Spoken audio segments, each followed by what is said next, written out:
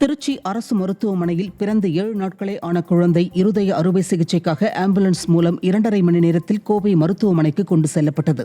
பிறந்த 7 நாட்களே ஆன குழந்தைக்கு பிறவியிலேயே இருதய குறைபாடு இருந்துள்ளதை மருத்துவர்கள் கண்டறிந்தனர். இந்நிலையில் மருத்துவ சிகிச்சை செய்ய நவீன இயந்திரங்கள் கோவை தனியார் மருத்துவமனையில் இருப்பதால் குழந்தையை கோவை அனுப்ப முடிவு செய்தனர்.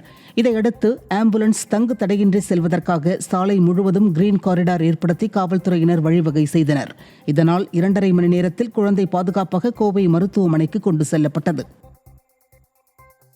மயிலாடுதுறை மாவட்டம் தரங்கம்பாடி அருகே நிலக்கடலை பயிர்களை நூற்றுக்கணக்கான மைல்கள் சேதப்படுத்தி வருவதாக விவசாயிகள் வேதனை தெரிவித்திருக்கின்றனர். அதிகாலை மற்றும் மாலை நேரத்தில் கூட்டமாக வரும் மயில்கள் மண்ணுக்கடியில் உள்ள நிலக்கடலை பிஞ்சுகளை சேதப்படுத்தி வருவதால் விவசாயிகள் மிகவும் கவலையடைந்துள்ளனர். எனவே விடிய அரசின் வனத்துறை சார்பில் மயில்களை கட்டுப்படுத்த நடவடிக்கை எடுக்க வேண்டுமென விவசாயிகள் கோரிக்கை விடுத்துள்ளனர். மேலும் தங்களுக்கு உரிய இழப்பீடு வழங்க வேண்டும் என்றும் அவர்கள் வலியுறுத்தியுள்ளனர். நீலகிரி மாவட்டம் பந்தலூர் தாலுகாவில் உள்ள சாலை குண்டும் குழியுமாக உள்ளதால் வாகன ஓட்டிகள் அவதியடைந்து வருகின்றனர்.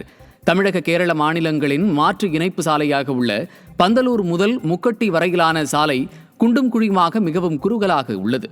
மேலும் பொன்னானி பகுதியில் குறுகிய வளைவுகள் உள்ளதால் வாகனங்கள் திரும்ப முடியாமல் போக்குவரத்து பாதிப்பு ஏற்படுவதாக கூறப்படுகிறது. உடனடியாக இந்த சாலையை சீரமைக்க நடவடிக்கை எடுக்க வேண்டும் என மக்கள் விடிய அரசிடம் கோரிக்கை விடுத்துள்ளனர். விழுப்புரம் மாவட்டம் திண்டிவனம் அருகே பெட்ரோல் ஏற்றி வந்த லாரி பழுதாகி நின்று கொண்டிருந்த மணல் லாரி மீது மோதி விபத்திற்குள்ளானது.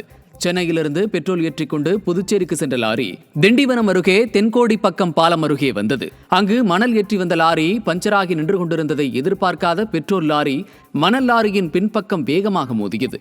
இதையடுத்து பெட்ரோல் லாரியின் ஓட்டுநர் சிறு காயங்களுடன் உயிர் தப்பினார். ராமநாதபுரம் மாவட்டம் திருப்புல்லானி அருகே உள்ள சேதுக்கரையில் அடிப்படை வசதிகள் இல்லாததால் பொதுமக்கள் அவதியடைந்துள்ளனர். சேதுக்கரை கடற்கரைக்கு இறந்த முன்னோர்களுக்கு திதி கொடுக்க நாட்டின் பல மாநிலங்களிலிருந்தும் மக்கள் வந்து செல்கின்றனர். இந்நிலையில் ஆயிரக்கணக்கான பக்தர்கள் வந்து செல்லும் இடத்தில் உடைமாற்றும் அறை மற்றும் கழிவறை போன்ற அடிப்படை வசதிகள் ஏதும் இல்லை என்று பொதுமக்கள் குற்றம் சாட்டுகின்றனர்.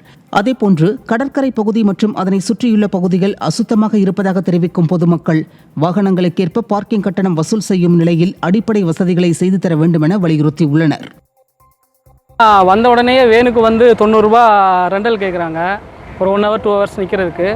ஆனால் அந்த கட்டடத்துக்கு வந்து பார்த்திங்கன்னா வண்டி நிப்பாட்டுறதுக்கோ இல்லை வண்டிக்கு சேஃப்டியாக நிப்பாட்டுறதுக்கோ இல்லை சுகாதாரமாக ஒரு இடத்துல நிப்பாட்டுறதுக்கோ எந்த நிழல் கூட எதுவுமே இல்லை.